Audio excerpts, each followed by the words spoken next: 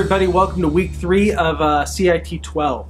Now hopefully at the beginning of this week you're saying to yourself, you know what, I got everything done last week. All of the week 2 assignments were done in week 2. Now I'm ready to start fresh. I've got no sort of past work I need to work on. I'm able to start week 3 with the week 3 stuff. If by chance that's not you, all right, take a look at your schedule. The best way to do this is to try and find a rhythm. Whatever time it is that you sort of would normally need to do stuff. So if for you it might be 11 o'clock on a Wednesday after the kids go to bed. Maybe it's 8 o'clock on a Saturday morning before the roommates wake up. I don't know what it is, right? But find a time and try to, oh yeah, that's what I usually do in my labs and stuff, right? It'll be terribly helpful.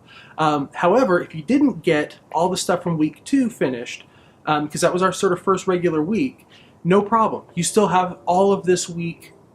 There's no late penalty for turning stuff in this week. Remember, Sunday, midnight, all the week 2 stuff disappears, so be sure to get it done by then.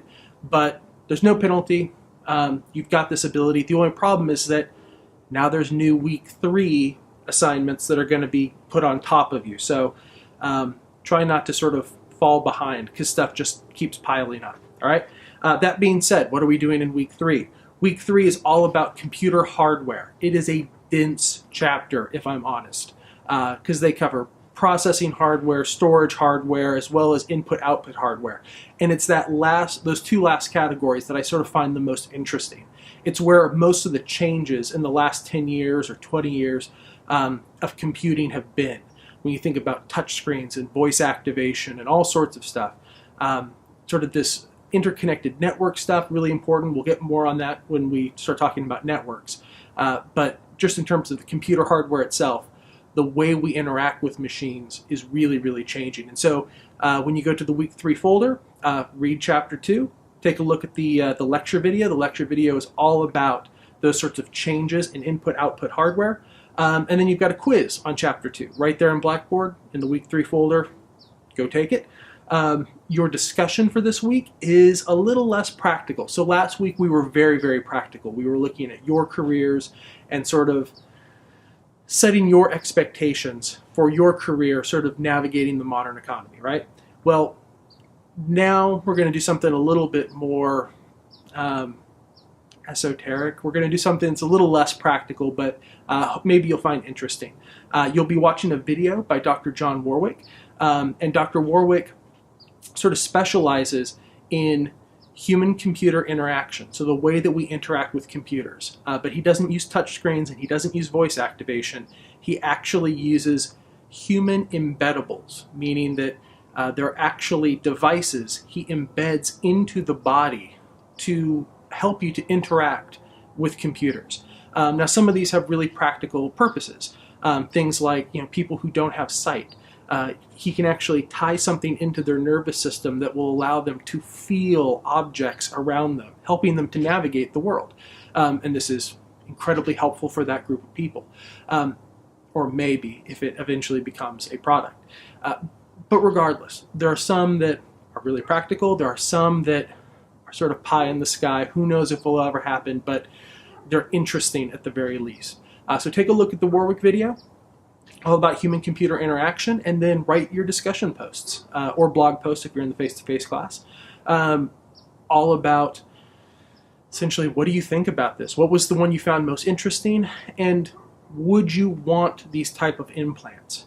Is this something that, do you think we're crossing a line here in the way that we're sort of tying ourselves to our computers?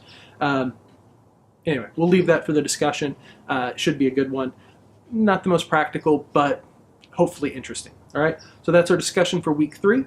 Once you're done with that, we are starting our Word unit in My IT Lab. So your My IT Lab for this week is Word Lab 1.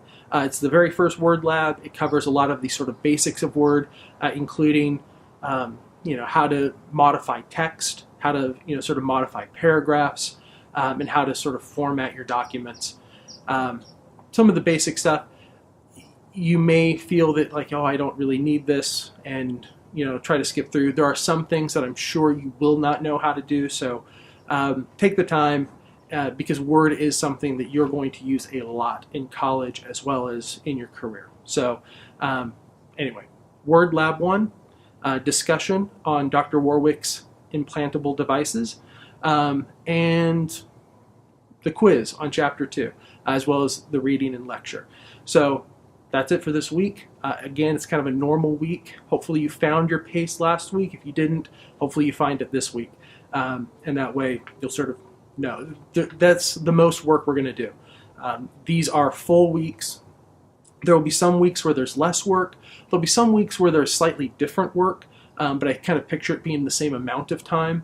But if you were able to handle last week, you should be able to handle every week in this class. So anyway, hopefully you enjoy the chapter. Like I said, it's a dense one, all about computer hardware, but it's good. A lot of things that you should really know if you're going to be computer literate in the world. All right. If you have any questions, email me, brian.baker@fresnocitycollege.edu, and I will see you online.